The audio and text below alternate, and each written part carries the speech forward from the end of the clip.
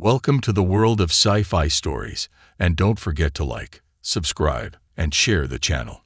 Enjoy the listening. They said humanity died in the solar war. We found their engines still burning. Countless centuries ago, mankind ruled. The in-between on every world on which the sun shone, we settled there was no place in the system where our hand could not reach for such a small and puny species. We prided ourselves in our achievements. For eons we looked up into the sky and wondered what lies beyond the skies. We strive to break the chains of gravity. For generations many have tried and failed. Yet one day we did it through our ingenuity and cleverness. First we went from horseback to the skies when the first plane lifted off the ground. Mere decades later, the first human reached beyond the clouds, high above, writing fire in the sky. A chemical rocket is dangerous and unpredictable.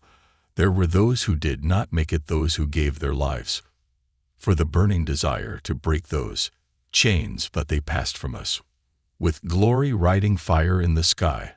Then we gave ourselves another decade, and for the first time man had broken the chains of Earth's gravity completely when we first sent man onto our nearest celestial body, our music moon. While those innovations propelled us into greatness, those were only our first steps. What came next was even greater. As the years rolled by, the best and brightest of our species managed to conquer some of the greatest hurdles presented to us that prevented spaceflight on a mass scale.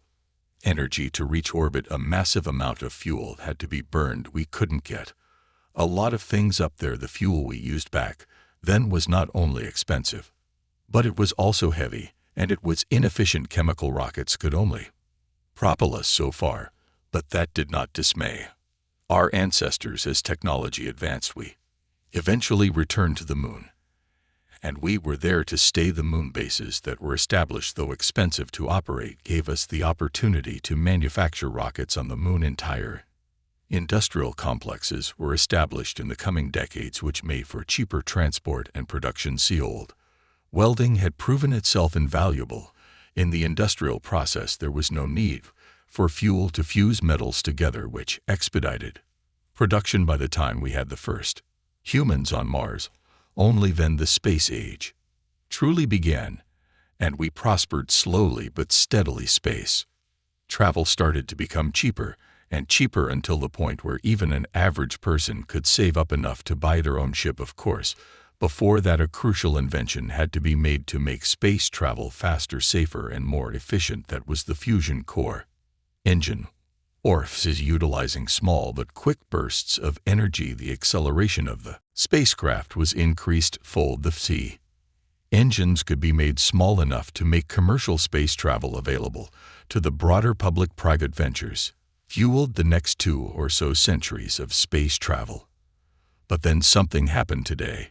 It is only a blur. Everything our ancestors worked so hard for was for now. The shipping lanes between worlds that were once the arteries of humanity lie empty. Factories that churned out various goods lie dormant. All communications had been lost. For all we have achieved, we brought something that should have been left behind long ago: greed and envy. Despite the abundance of every imaginable thing, instead of uniting and aiming higher than ever before, we drew lines. We pointed fingers at each other.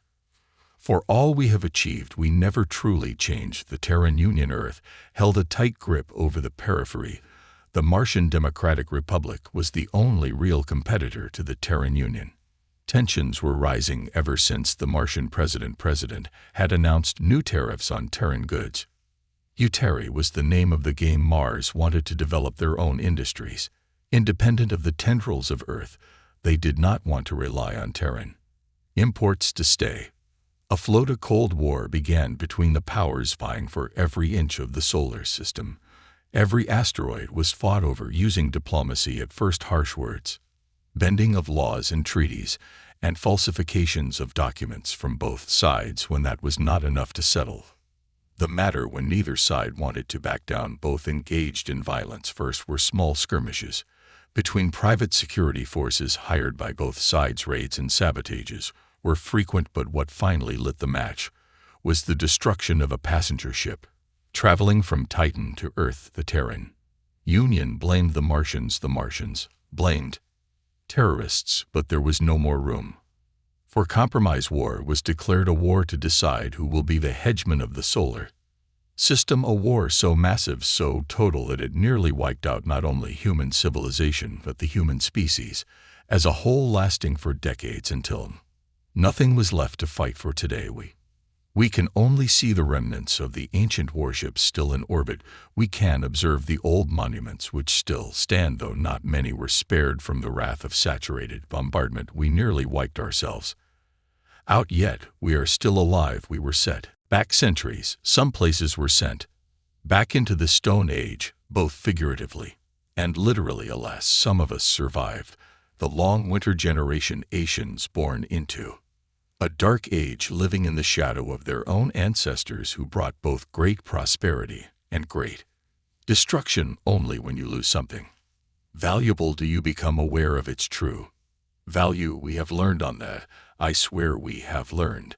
And from that day forward we have vowed to ourselves to not repeat the same mistake once again. After centuries of rebuilding and rummaging through the rubble of what could have been our tombs, we have returned to a state where we can start anew. Civilizations, we have learned, do not last forever. The people are the ones who make up a civilization, and people tend to change with time.